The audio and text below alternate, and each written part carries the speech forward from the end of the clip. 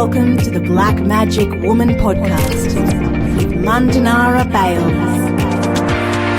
When you look at our mob, everyone thought we were just going to die out, but we haven't. Probably the most adaptable people on the planet. It's this emergence of this humanality again that I find so enriching. Be wise, be wise, be wise. Look at ways to cost save so that at the end of the day, your door's still open. So I'd like to start this podcast as usual by acknowledging the traditional owners of the land that we're meeting on today. And I'm back on Gubbi Gubbi country here in beautiful Queensland. I'd also like to acknowledge the elders here, past and present, and also, I guess, extend that acknowledgement to traditional owners across the country from wherever this podcast may be listened to.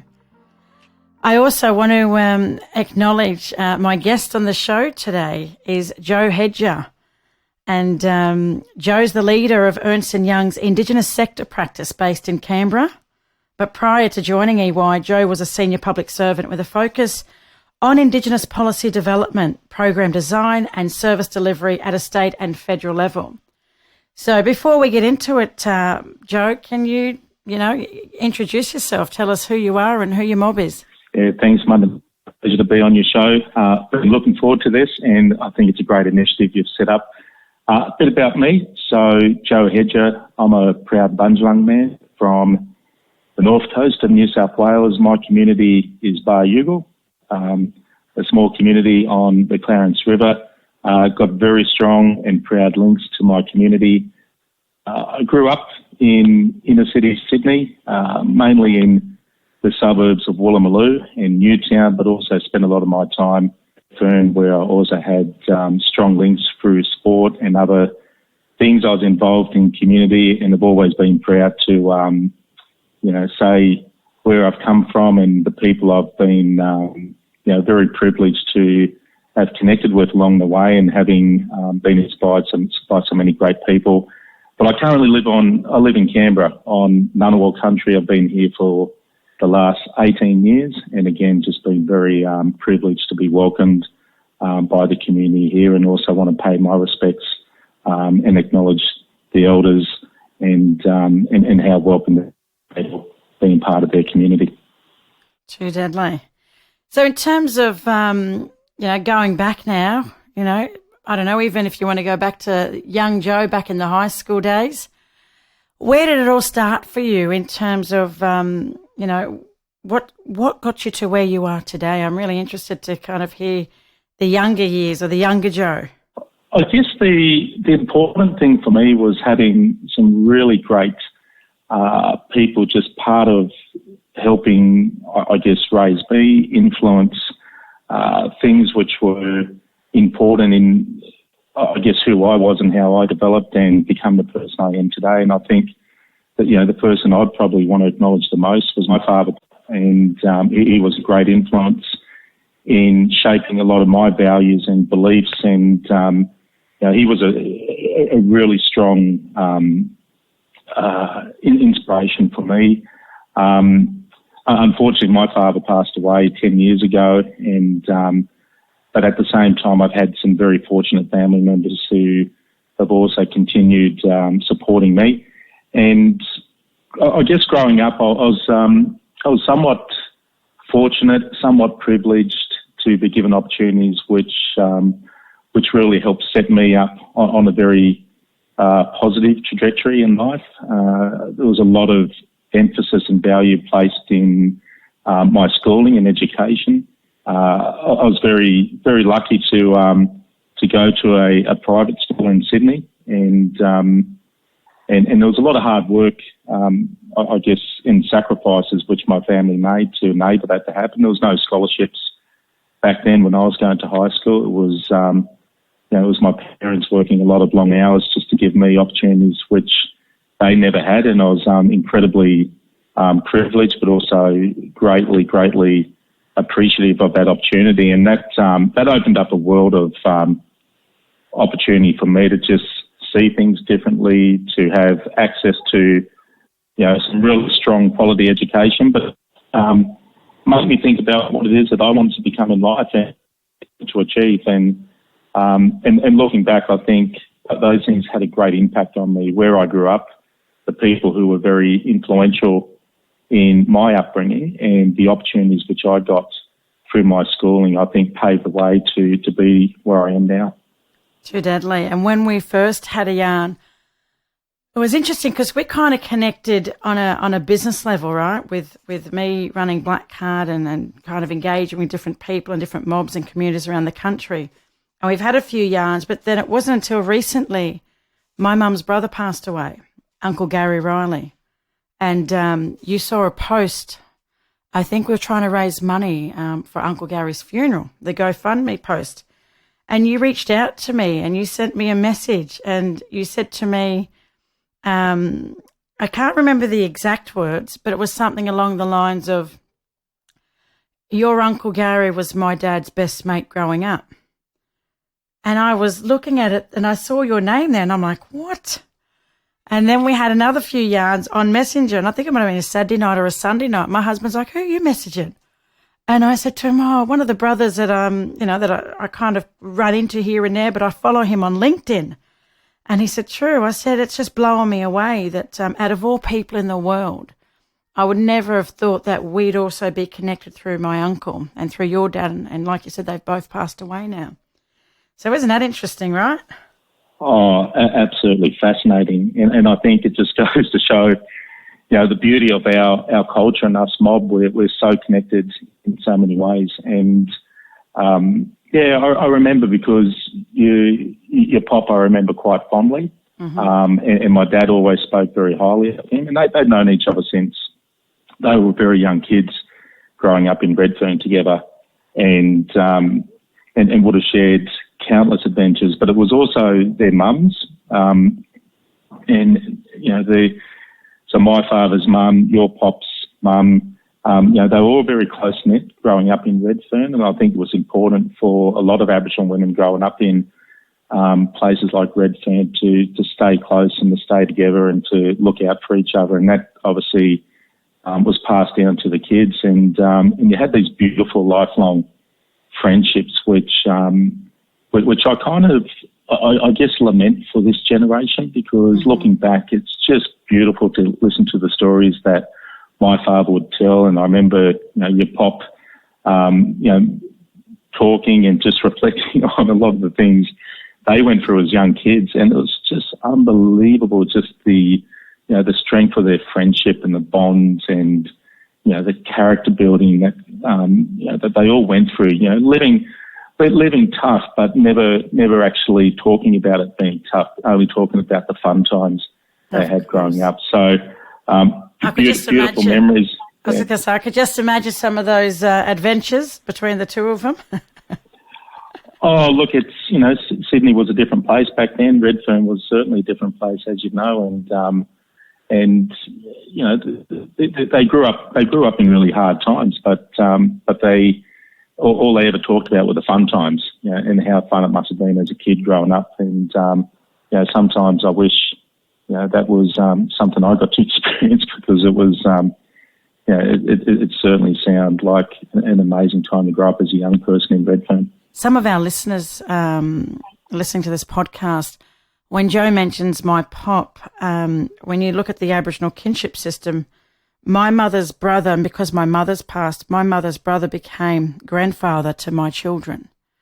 So my Uncle Gary is my children's great uncle in Western terms of reference. But in Aboriginal terms of reference, my mother's brother is my children's grandfather. So Joe would have seen a lot of posting around Poppy Gary.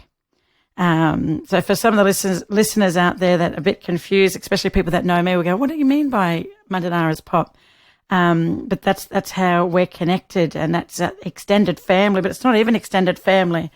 My Uncle Gary actually helped raise myself and 7 of my sisters because my dad was always away for work. And, back in those times, growing up in Redfern in the 80s and 90s,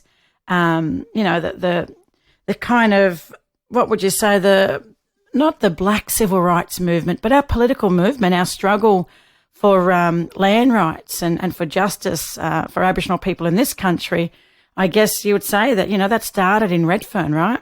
Yeah, and I think that's the real beauty of Redfern was it certainly kicked off a very strong political movement at a time when our people were struggling to get access to legal services, were struggling to get access to health services, whether it was because of racist attitudes at the time. Our people were getting locked up, and I think that out of that came this political movement where our people said, well, enough's enough, we're going to run services ourselves.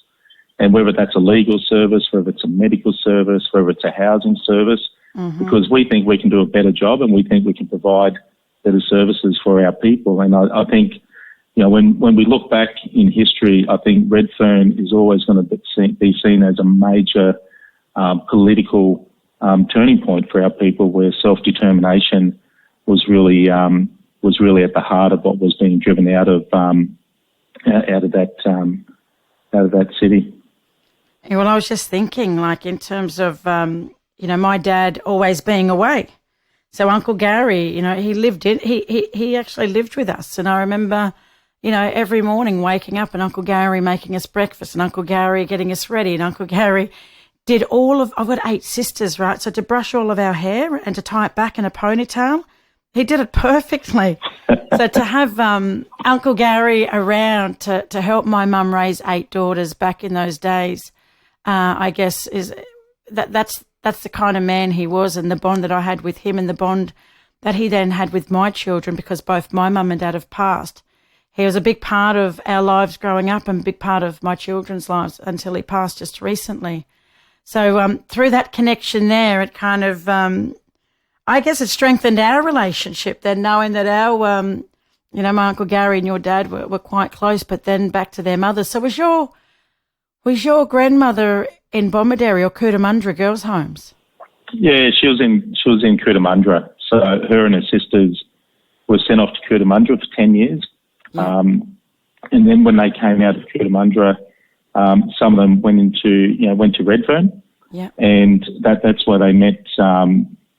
It's where they met your pop's mum, and there was a few other friends. All the mothers really connected, and I think they just found strength in each other's company, coming out of what must have been incredibly traumatic experiences for them, but to find a lot of salvation in each other's company, having come out of very shared experiences, but to know that, with the kids they've got, they wanted to provide a better life for them, and that's certainly what they did growing up.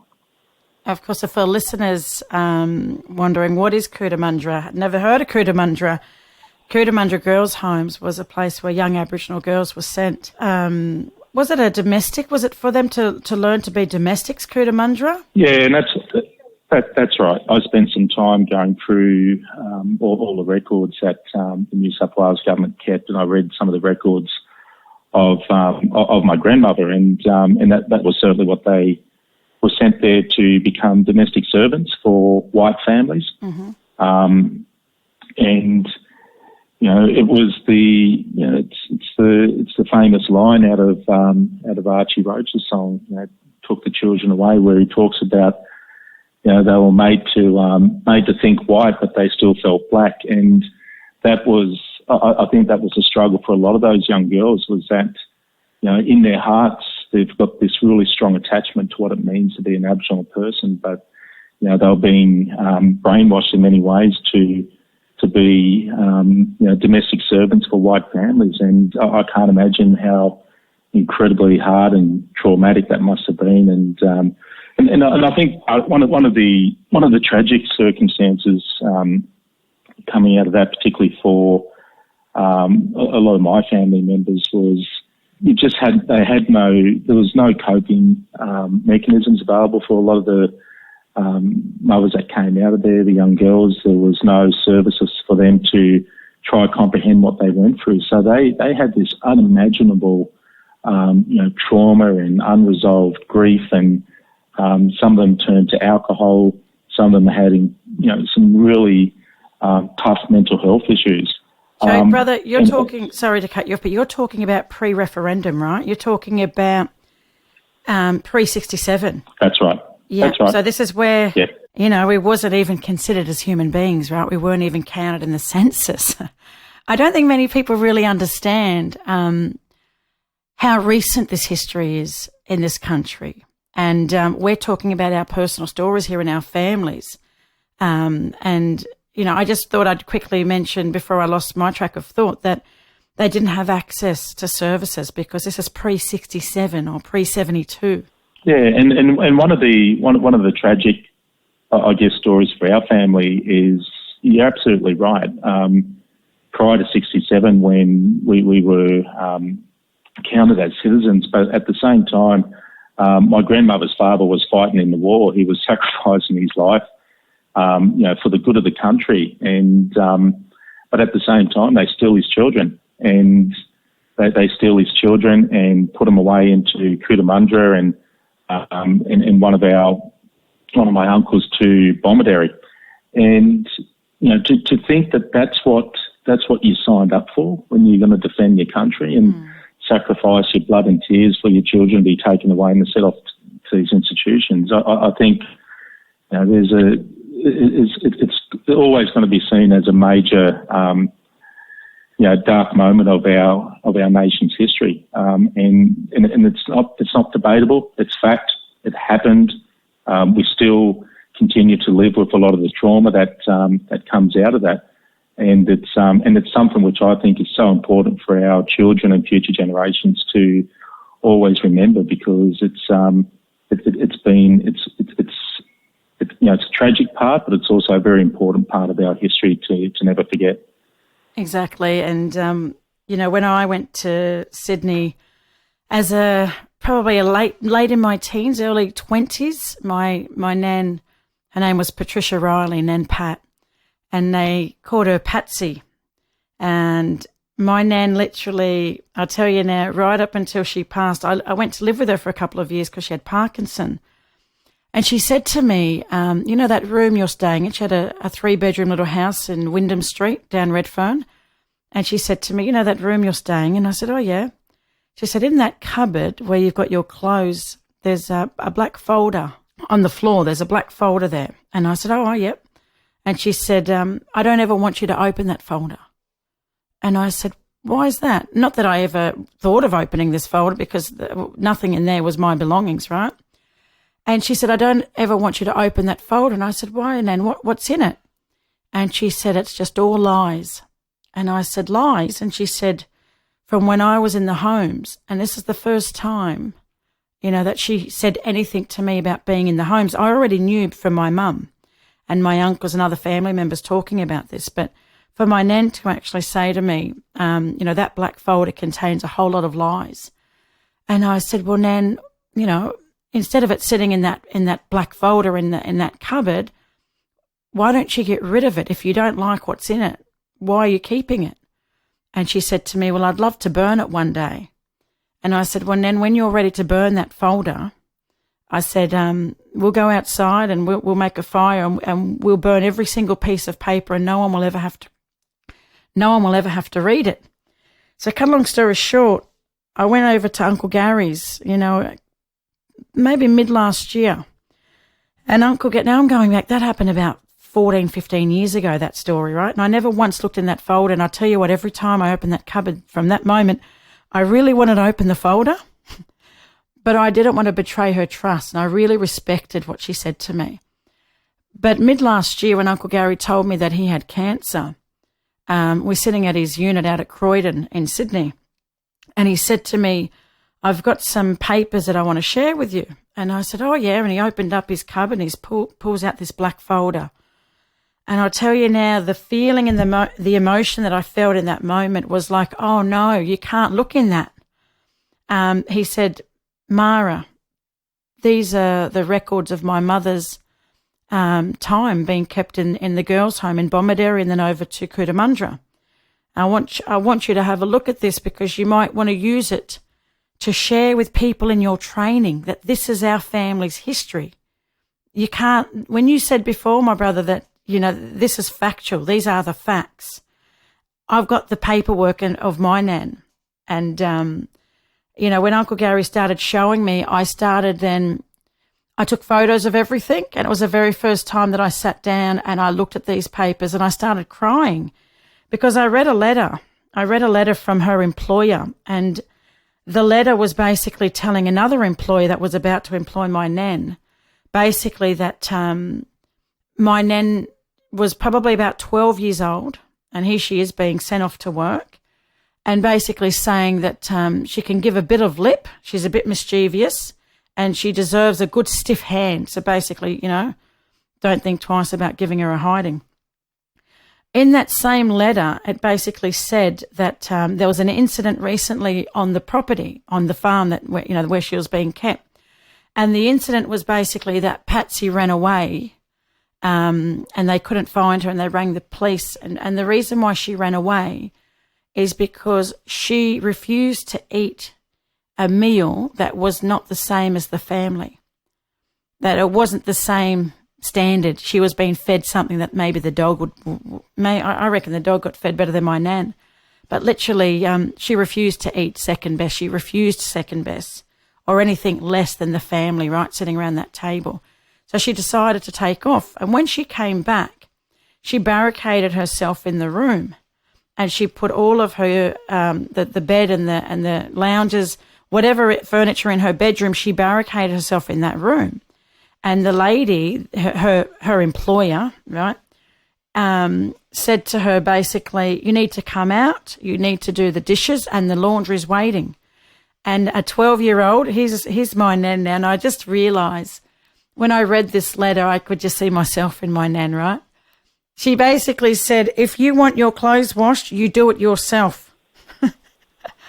And that's the reason why she was fired. That's why she was being sent back to Cootamundra Girls' Home to be hopefully rehired. But she was labelled a troublemaker.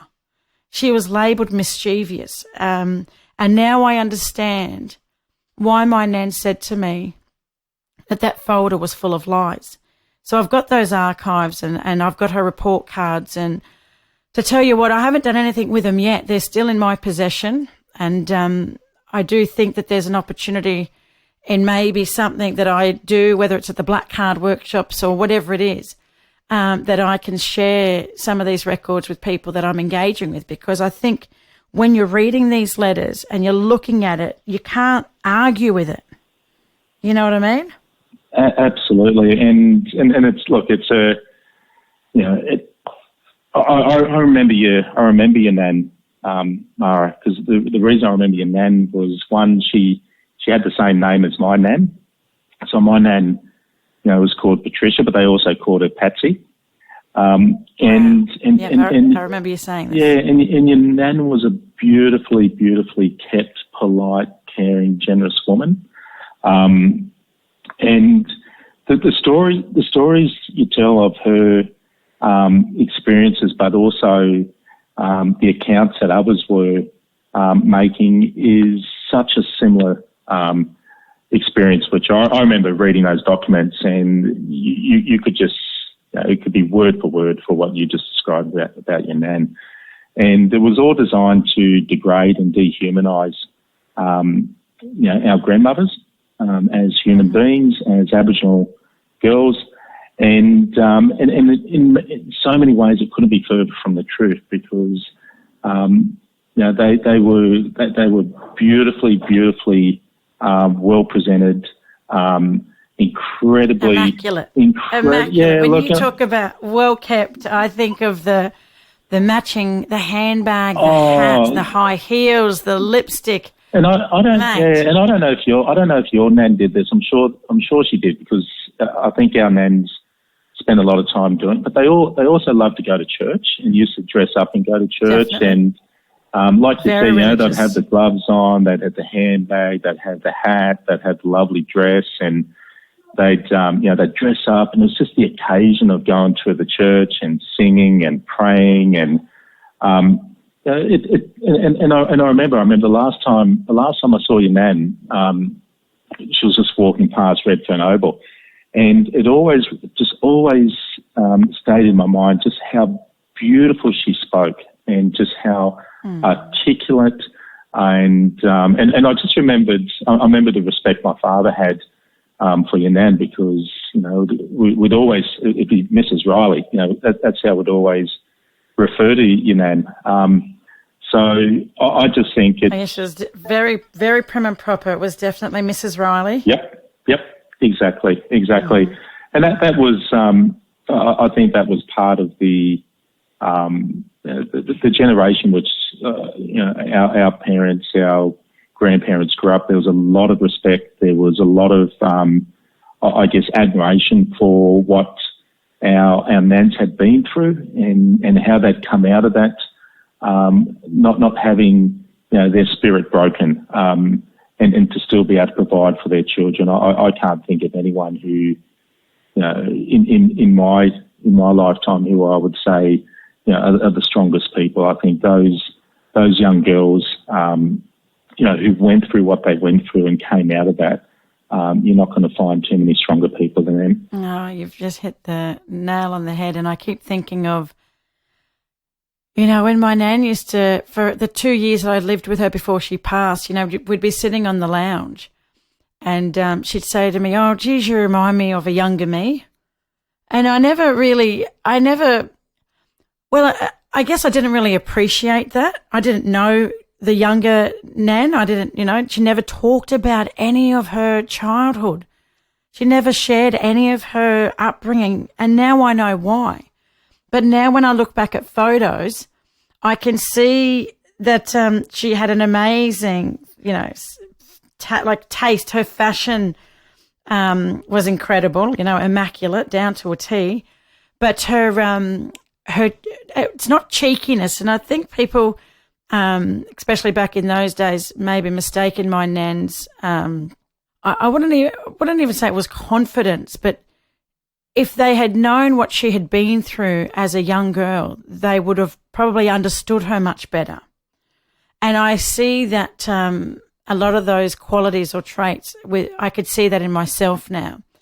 And I think I appreciate it much more now that she's passed. And I wish that she was still here. And I know she's still watching over me and everything. But just the yarns that we had, nothing was based on her childhood.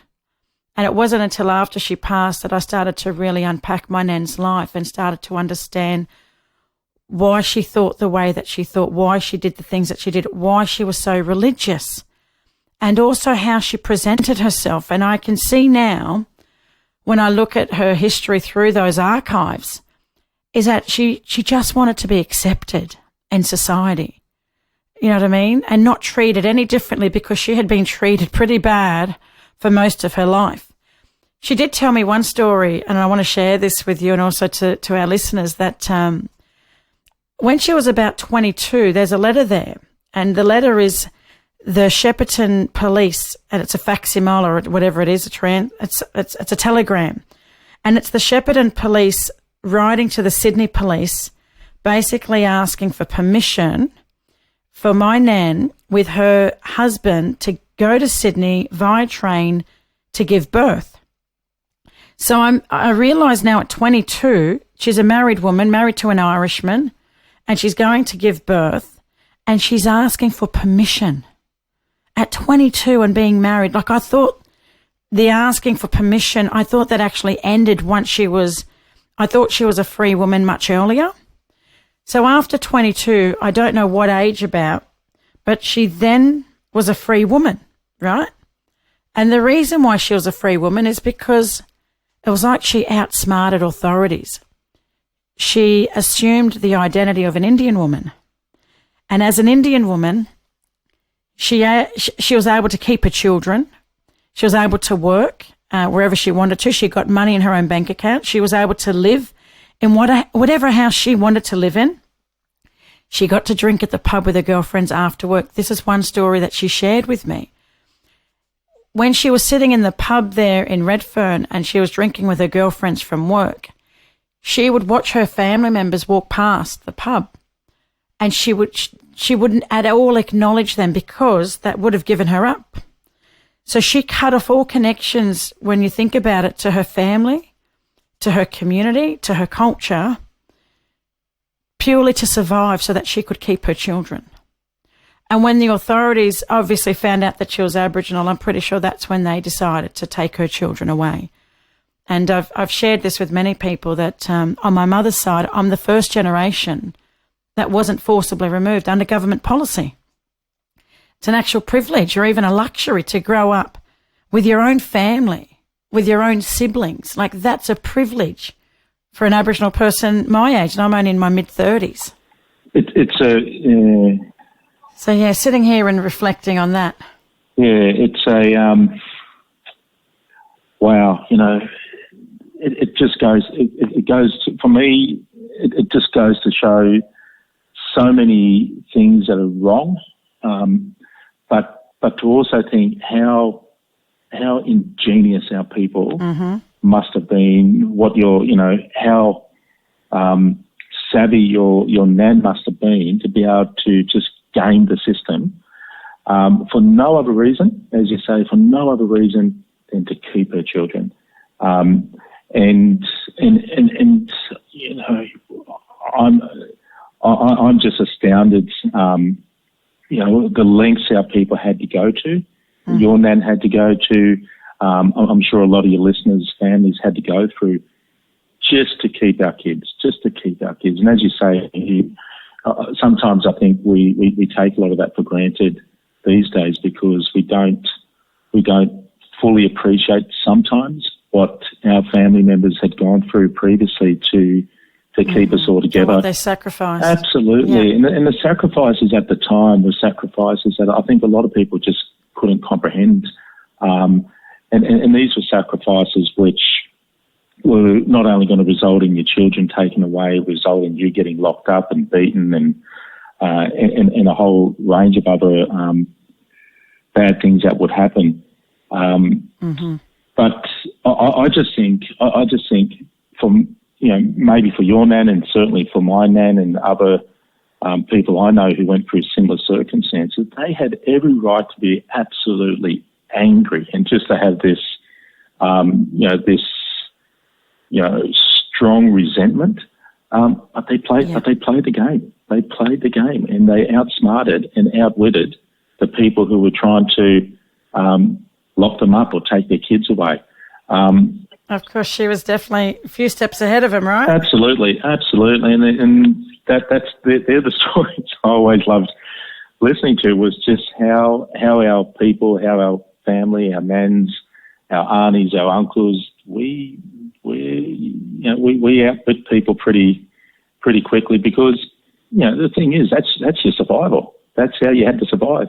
And that's how your nan had to, deal with, whether it's travelling to Sydney, whether it's keeping your kids, and you had to outwit people to survive. It was just that's what it was all about. And it's a beautiful, they're beautiful memories you're going to have of your nan. And the great thing about memories is that they last forever. And it's great that you can hold on to them. Of course, and I want to just reinforce how important it is for us to share these stories. And when you think of truth-telling in the bigger scheme of things in this country, when we talk about reconciliation, like they had in South Africa and other places around the world, the truth-telling has been missing, and an opportunity for our people, especially our grandmothers, right, and my mother, they didn't have that opportunity to share these stories, to have their voices heard,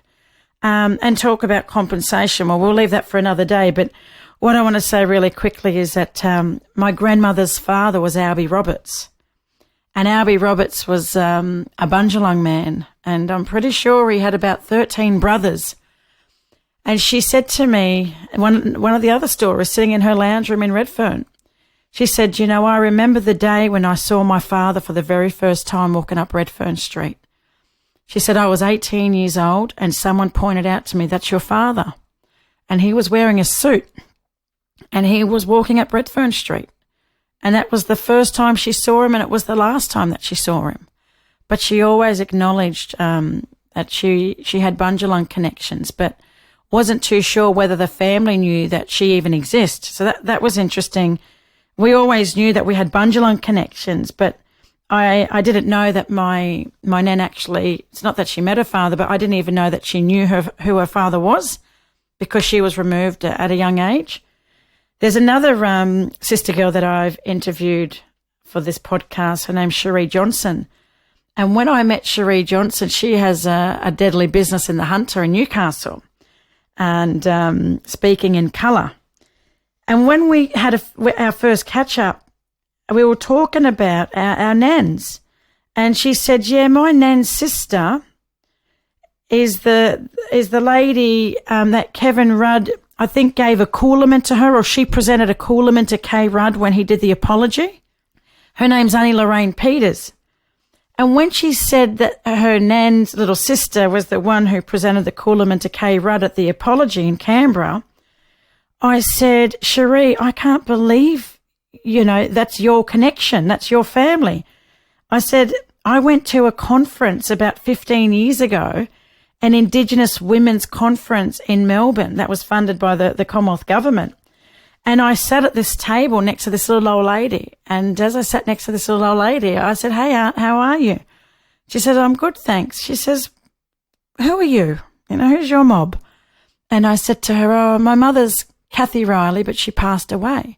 She said, Kathy Riley? I said, yeah. And I said, my dad was still alive then. My dad's Tiger Bayles. She said, Kathy and Tiger from Redfern. And I said, yeah. She says, Kathy's mother. What was Kathy's mother's name? And I was thinking, her name was Patricia. And she said, Patsy Miller. And I said, yeah. She said, Patsy Miller was in the homes with me. That was my best friend. We were like sisters. And I literally, right then and there, I've got goosebumps now thinking about it, these tears came down her face, and I immediately started to get emotional as well. And Auntie Lorraine must have been in her 70s or late 60s, and she grabbed my hand and she squeezed my hand and she said to me, I haven't seen Patsy since I was 13 years old, and I've always thought about her. And I said, well, you know what, Aunt? She's still around. She's still kicking, still going strong. I go to Sydney every year and I go to visit her, and I'm going to let her know that you said hello. And a couple of years later, my nan passed.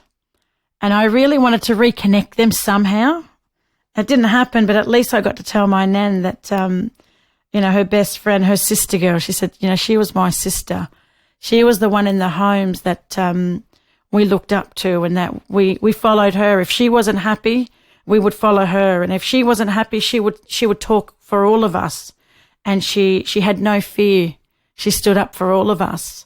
So to sit there at this random conference and this old girl sit there and hold my hand and cry was a moment that I'll never forget. And, here I am now connected to, her great, it's not her granddaughter, but it's a family member who's my age now, and we do business together. There's that other connection now through our grandmothers. So isn't it amazing that if we actually took the time to sit down and talk to each other and get to know each other and share these stories, we'd find that we've got a lot of commonalities. And if it's not in our generation or the generation after us, definitely back, with our grandmothers and grandfathers' generations. Yeah, and I think that point you made is so important, is taking the time to get to know one another, to share your story. And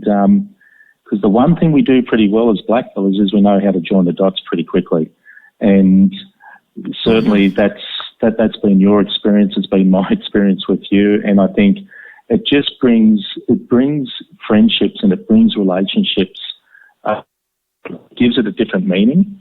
And I think that's where, as Aboriginal people, we get a lot out of those relationships, and it's certainly something which for me, on an individual level, I really value quite a lot. I hear, and I guess leading on from this yarn of just talking about our grandmothers makes me, I guess it draws me back to an article that I read of yours on LinkedIn recently. And it resonated with me so much because with Black Card, I'm in business with my elders. My grandmother's sister on my father's side, Auntie Lilla Watson, is my business partner and my mentor and my best friend. And I could tell you now that she's somebody that has loved me unconditionally and has never judged me in terms of my past. And I'll tell you what, there's been lots of times there where I've rang her up and needed her help or needed her to come and support me in court and all of this stuff. I've had a pretty interesting journey to get to where I am today. But to have her by my side and still there today is, I guess it's the reason for why I do what I do. Like, I'm in business with my grandmother's sister. She has been a huge part of my education in terms of understanding who we are as Aboriginal people and embracing it and valuing who we are and what we have to offer the world. And so just reflecting on my own journey with my grandmother's sister, Aunt Lilla, I was reading your article, and it was something along the lines of First Nations cultural emergency response to COVID-19 to minimise the effect of losing critical cultural knowledge held by our elders. And the key point that I wrote down, and I've still got it in front of me, is you said this was about, and I'm going to quote this, it says, to facilitate the transmission and protection of vital cultural knowledge. Can you share with us, especially with the listeners, a little bit about this article that you wrote recently? Yeah, and it's something which has been, I guess, we're finding ourselves in such an unprecedented time where, for many people, it probably feels like the world's falling apart. And things have certainly changed in ways that people just would not have imagined with what's happening with this virus, COVID-19.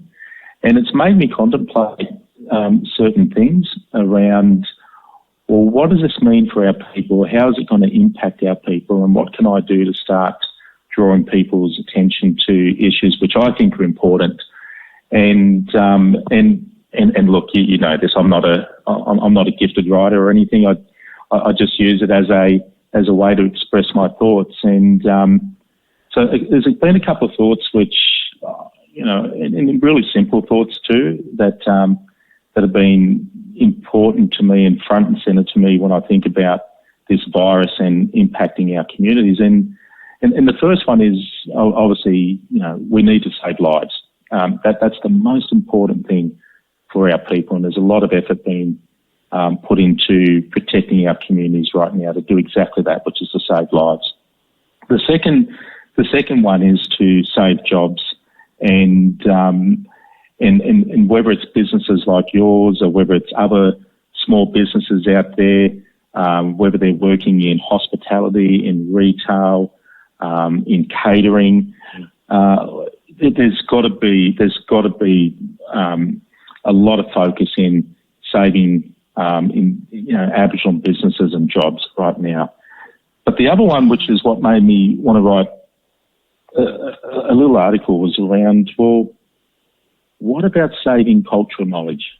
Because we only know, we know too well in our communities that a lot of our old people, our elders, they're the custodians of some incredibly vital cultural knowledge, and it's important knowledge that's been passed down for tens of thousands of years, and that knowledge is obviously, in my view, one of the greatest expressions of our culture is the knowledge.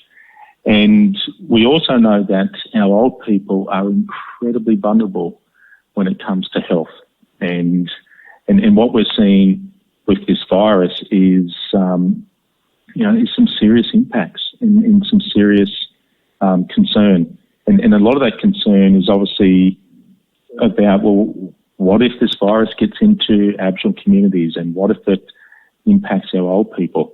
And these are real concerns that community are having to contemplate right now. And it made me think about, okay, we saved lives, and that's the number one issue. And if we save job knowledge, what do? We know that our cultural knowledge gets passed down orally, and what can we be doing now to maybe look at a different way of just transferring and storing and protecting that cultural knowledge so that no matter what happens, whether it's a virus or whether it's some other tragic events that happen in community, we've always got this, I'd say, is like a cultural digital library in communities that we can always access, and it's protected.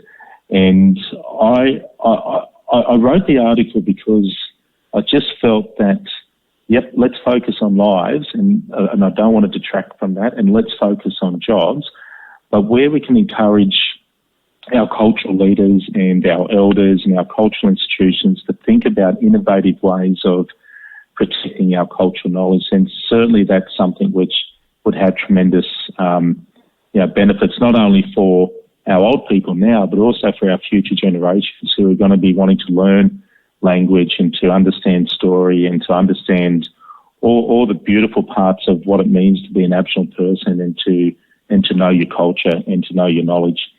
So that was really where I came from. And it's in discussions I've had with other people that they share the same concerns, and know that for the likes of Pat Turner, who's a good friend of mine and who's leading a task force at the moment, she referred to it as if this virus gets into communities, it has a risk.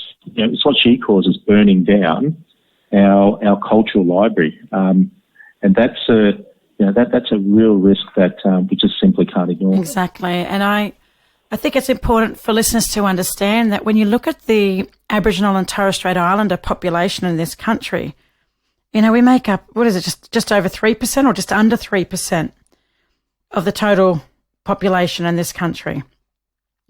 And when you break that up, 50% of our population, about 1.5% of the population are under the age of 25, and about 40% of those are under the age of 15.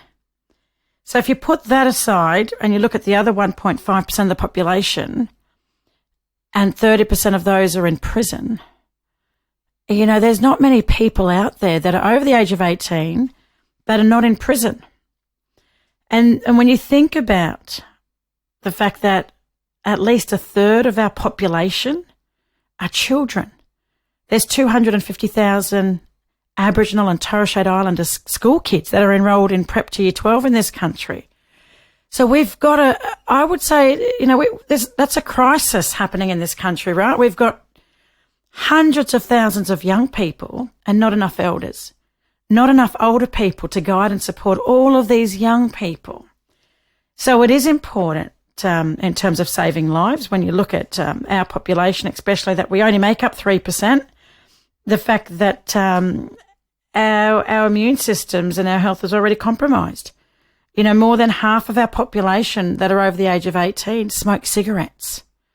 The leading contributing factor to early premature death in Aboriginal society is respiratory disease. So when you break it down like that, and you're looking at statistics like that every day, because I deliver training to get people to really understand Aboriginal society and I guess why Aboriginal people are in the position that we're in, because look at the past policies that were in practice not that long ago, right up until I believe the 70s. Some of these policies were still in full swing. So when you look at our population and you look at the breakdown, you look at the health and well-being, it's quite scary, right? Oh, it's frightening. It is absolutely frightening, and I think it became more evident when the Prime Minister announced, when he said that if you're an Aboriginal person over the age of 50, you need to be seriously careful about your health. Mm-hmm. Now, the message he was saying to the rest of the population was if you're over the age of 70. So there you go. If that doesn't make you take notice of the disparity of our circumstance, our well-being, that he has to change the message that he's just broadcasted to the broader population, which is saying if you're over the age of 70, stay home, don't go out. But then when he has to tell Aboriginal people and communities, if you're over the age of 50, 20 years younger, than the broader population, take your health seriously and don't go anywhere. If that's not telling you how disadvantaged or the circumstances of our disparity and the life that a lot of our younger people are moving into, like, it just shows you things aren't working. Something's broken. And if it's the effects, as you said, about everything else, absolutely. But make no mistake about it, it's also about what continues now. And I just think that's an alarming admission to this nation, to this wealthy, prosperous nation, that your oldest living, surviving culture still has a life expectancy 20 years less than the broader population. And it's only in a time of a crisis like this pandemic that you start to take notice of that. That's outrageous. I totally agree with you. And, you know, in also thinking about health and well-being, that if people have diabetes, right, that was on the list when I heard the Prime Minister talking about people with heart and lung, disease or conditions, people that were Aboriginal and Torres Strait Islander, people over the age of 70, and also people with diabetes. We've got the highest rate of diabetes amongst our population than anywhere else in the world. And yet we've got Close the Gap, and we've got billions of dollars invested right across Indigenous affairs. And, since 2008, when Close the Gap was actually launched, right, when Kay Rudd did the apology, over a 10-year period, the gap has widened. When you talk about life expectancy between Indigenous and non-Indigenous people in this country over a 10-year period, despite the billions of dollars of investment, the gap has widened. Only 2 areas are actually on target. So, my blood boils sometimes, when I read things like the Close the Gap 2020 report, and then I start thinking about, my mum died at 45. My mum's little sister dropped dead at 30. My mum's brother committed suicide the day my nan passed. A lot of my family on my mother's side are no longer with us.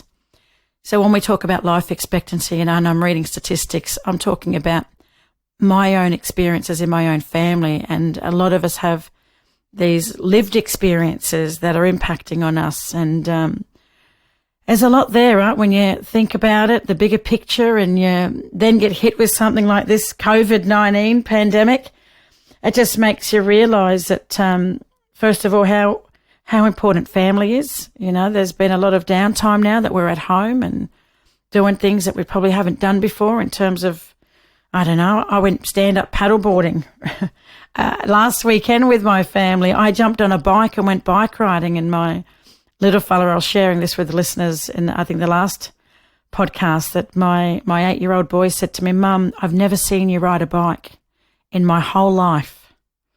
And it was that moment there where I started to realise, how important these years are, the younger years of my children growing up, and how much or how absent that I am, due to my work. And I just hope one day that my children realise the sacrifices that I've made. And now I realise the sacrifices that my dad made, and why he was never around, and why my Uncle Gary lived in with us to look after us. I kind of feel like I'm doing the same thing, right, that I'm leaving my kids 4 nights, 5 nights of every single week, coming home maybe 1 or 2 nights of every week, so that we could go out there and, I guess, educate the broader community about, the history of this country, but also about the beauty of our culture. Let's not just focus on the negatives, let's look at the tens of thousands of years of knowledge that came from this land. I think we need to draw from our strengths and not from our weaknesses, and show the rest of the world how beautiful our culture is. But you know what?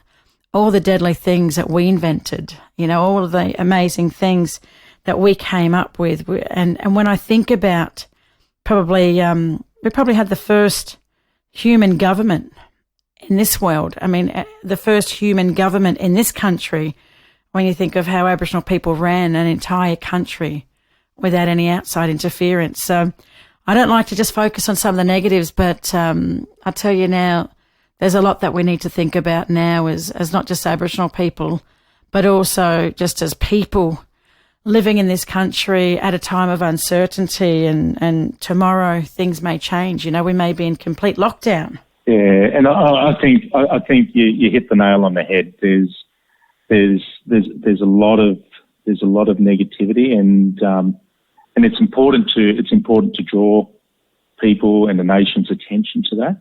But there's this remarkable positivity that emerges, and again, from a people who have been severely oppressed in this nation, we still find ways to stay positive. We still find ways to look for opportunities to do things better.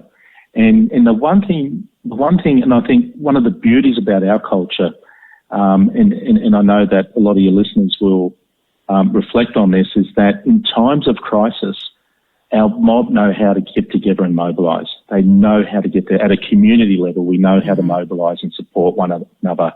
At a national level, in the time of crisis, we know how to mobilise and support one another. And that's one of the beauties, I think, that we as a people, as a proud, First Nations people of this country, is that this is our nation we're protecting and looking after. The same happened with, the bushfires. The same when floods happen. The same when there's any crisis in this country. We don't look at this as what it means just to us individually, but what it is our responsibility as custodians of this land to look after it and to look after one another. And I think there's a lot of beautiful lessons which the broader nation could just take a moment just to reflect and look at how we behave and how we respond and how we rally and mobilise together when there is a crisis. Because, as I said, as a group of people that have been incredibly oppressed for over 200 years, there's something remarkable and something innate within ourselves that always looks for the positivity. Whether it's us to innovate as businesses, to adapt to this circumstance that we're facing ourselves in, whether it's communities looking at ways in which they can take ownership of restricting people coming into communities so that they can preserve their health, whether it's us looking after our old ones right now who are vulnerable because of what's happening with this pandemic. We're amazing people. We are absolutely amazing. And I think it's time that the nation looks at us in that regard. I couldn't agree with you anymore.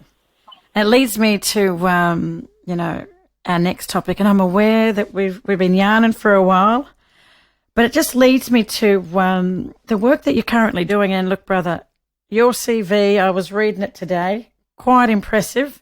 I did want to ask something about your CV. I was going to ask you a question to wrap it up. But before I ask you that question, I just wanted to say, as part of your work with EY, there was a webinar on, and I just wanted you to share a little bit about the webinar, especially for a lot of the Indigenous businesses that are listening to this podcast.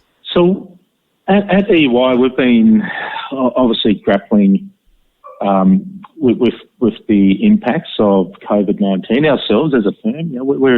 We're a big firm, but we're also copying it, and it's been a hard adjustment for us. We've over the last 2 weeks, we've had to get 8,000 of our staff out of our offices, back to home, working remotely, still serving our communities and clients and supporting one another, which has been a tremendous effort for our firm during that time. But at the same time, in that 2 weeks, Mara, I've had countless Aboriginal businesses get in touch with me and just tell me, we're hurting, we're struggling, I've had to let go of staff, I don't think my business is going to survive, where do we go for help? We don't know how to get out of this, this challenge that we're in at the moment. So for me, I can't sit idle and not do anything when there is a bit of a crisis, and and businesses are doing it tough. So we got in touch with Supply Nation and said, look, why don't we bring the best of our expertise?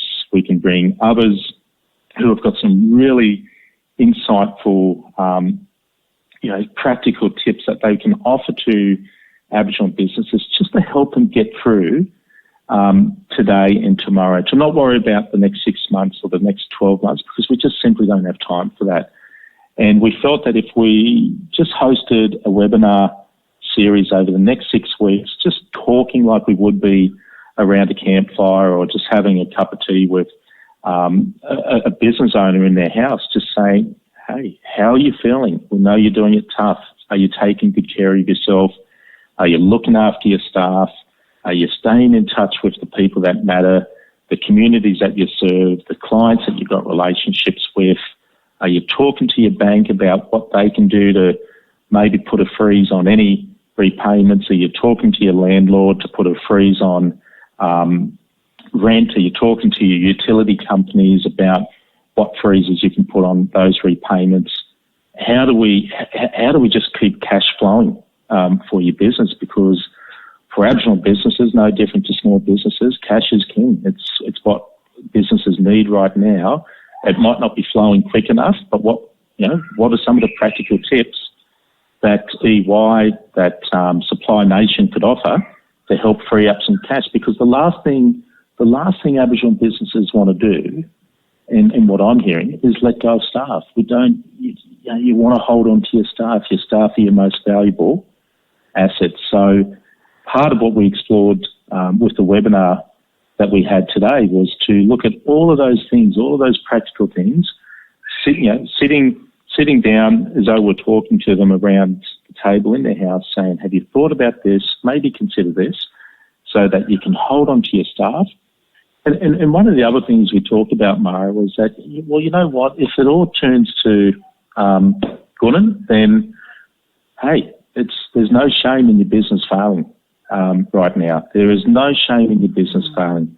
And I was talking to a partner at EY about this today, is that unlike, let's say, in the US, where it's very cutthroat and businesses turn over all the time and they fail and they start up again, in Australia, I think there's a different culture. We have a very strong emotional attachment to our business and to the people that we employ and to the communities and the clients we serve. So we do feel a different sentiment when it comes to businesses and whether businesses are on the brink of failure. But in a time of such unprecedented crisis, and what we wanted to just reiterate today was that, you know what, if your business is struggling, if you don't think you're going to be able to see this through because cash isn't coming in, you can't get any work because clients are turning their focus elsewhere. Hey, there's no shame in your business failing. It's okay. It's absolutely fine. And this is part of the, I guess, trying to cut through a lot of the noise that we do see. And you only have to get on LinkedIn and look, everyone's being helpful and they're wanting to give advice to businesses on how you get through all the challenges that this pandemic's caused. But at the same time, I think there's got to be a very human conversation that you have, which is really about looking after yourself, which is about looking after your staff and your own and just your well-being, because that's important. That is so important right now, and we know that businesses are struggling, and it's not just small businesses; there's big businesses that are struggling.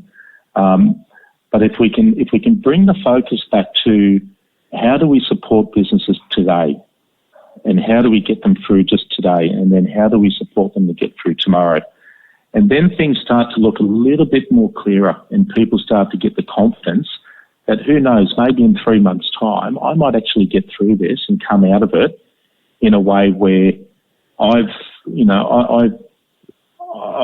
been through a lot and we've been challenged, but we've done some things within our business to be able to, I guess, stay in the game. And that's the positive. And Mara, I've heard so many beautiful stories from Aboriginal businesses over the last 2 weeks who, we're hearing all this jargon about pivoting and repurposing.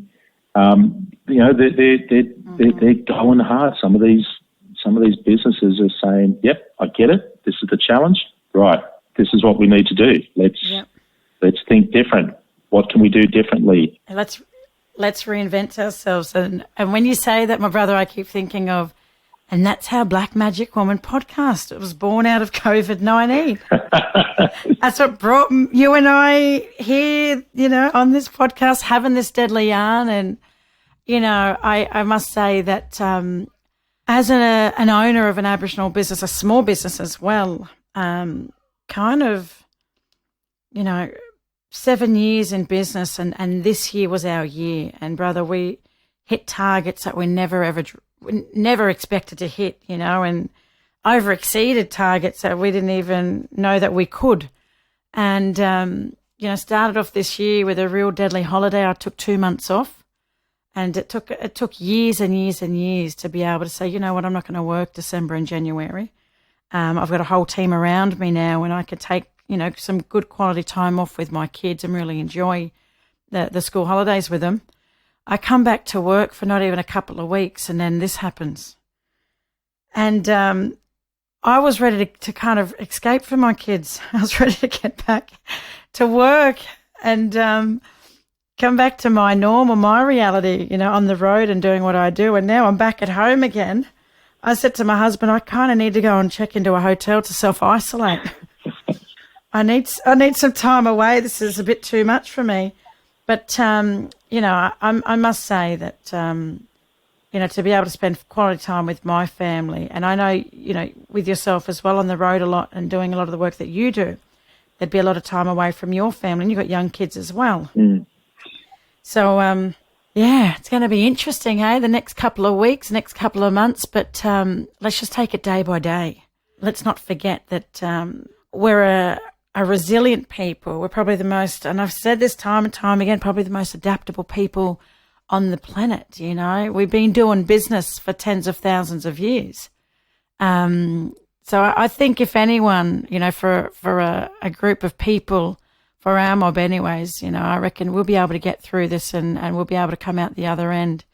I know for speaking from my own experience over the last couple of weeks that I've had to think differently. I've had to kind of reevaluate my business plan and have a look at other revenue streams. And even though we're losing money for every day that I'm at home, and I've put off about 3 subcontractors and I've kept 3 core staff on, and I've been able to guarantee them a job until June 30, and that's our reality. And, I employ, Aboriginal people in my business, but also non-Aboriginal people as well. And they've got young families, and, I don't want to think about, these fellas thinking about where they're going to get their next meal from. I don't want to think about that. So I feel a deep sense of obligation to try and keep things going. And, having this podcast is an opportunity for us to talk to more black fellas, especially people like yourself, but for black fellas that are in business, let's start sharing stories of success and stories of positivity and what we've been able to do, whilst this crisis, whilst this pandemic is happening. What are some of the things that we've been able to come up with, and hopefully we can inspire others that are listening. And I think it's exactly that, Mara. It's about creating that inspiration, a time when people are just looking for something to do exactly that. And, as a proud, successful Aboriginal businesswoman, you're in a beautiful position. And I think this podcast is a great example of how you can change what might be a very negative discourse out there, and give people a bit of hope, and to allow people to just take some time out of their day. And our days are very different. We're all at home. We're trying to work from home and look after kids and keep them occupied, and keep businesses running, and to try keep people in jobs. So this is an incredibly challenging time, but I think all credit to you, Mara. I think this podcast, and for your listeners, it's a great way to stay connected and engaged, but to also hear stories of where it allows you just to take some time out of your day-to-day challenges, and to just to take a breath and to listen to someone else's story, and to maybe relate to that story, and to maybe find some hope and inspiration in what they bring. And I certainly find that when I listen to you, and there's other business leaders and other Aboriginal leaders who, as you said, we're innately resilient, and we want to innovate in times of crisis. So I think your listeners are going to get a lot of joy out of this podcast, and I'd certainly encourage broader audiences to really get a lot out of this, because you're getting a very rare glimpse in what it means to be an Aboriginal person in a time of crisis, but looking for things that are going to give us hope and inspiration so that we come out of this with saving lives and saving our jobs and keeping our culture intact. And for me, it's just been an absolute privilege and delight to be a part of this. Too deadly. Well, look, I'm pretty sure, Joe, you're going to be a regular on my podcast. I definitely want to go through that CV with you, but I know that I've kept you long enough from your family, and I'm aware of that. So I just want to say, it's been an absolute pleasure to have you on the Black Magic Woman podcast, and I am looking forward to talking to you again. So how can people reach out to you or connect with you? People can find me on LinkedIn, and all my contact details on LinkedIn. And I'm happy to provide my contact details to you, Mara, if you wanted to post that as part of your podcast. I'd be more than happy to connect with any of your listeners who are interested in what we're doing at EY, or interested in anything I've said on today's episode. I'd be more than happy to connect. And who knows, there might be people who knew our nans that might want to make that connection as well. But I also want to say, Murray, I know your dad would be absolutely proud of you, and he was certainly someone who I got a lot of joy and inspiration out of listening. And I think I think there's something beautiful in being able to be a part of this episode, which I know he would have been incredibly proud of what you've been able to create through this. Oh, thank you very much. And I'm not gonna get emotional, but I definitely feel him with me when I start to think, should I be doing this? It's definitely something that I've always wanted to do. But I am aware that my dad had his own talk show and had his own kind of listeners and followers and fans. And it was never something that I thought I'd ever do, actually, is to go into radio or to do broadcasting or to do podcasting.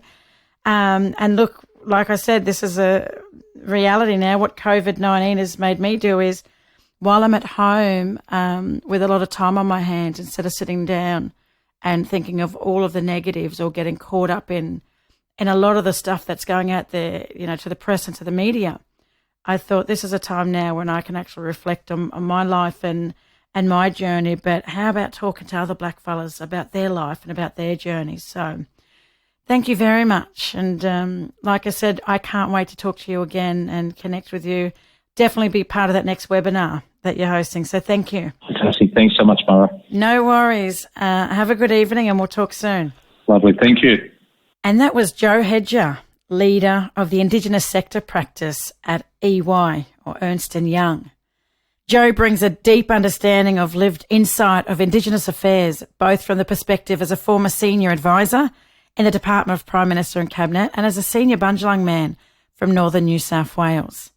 And make sure you join us on the next episode of Black Magic Woman, as I'm talking to Noel Prakash, the National Manager of the Indigenous Banking Social Impact Team at Commonwealth Bank. And we yarn about all things, cultural capability, supporting the Indigenous business bankers that he manages, and also talking about some of the challenges and also some of the successes supporting Indigenous businesses that bank with CBA, but some general advice as well for Indigenous businesses out there listening. Until next time, take care.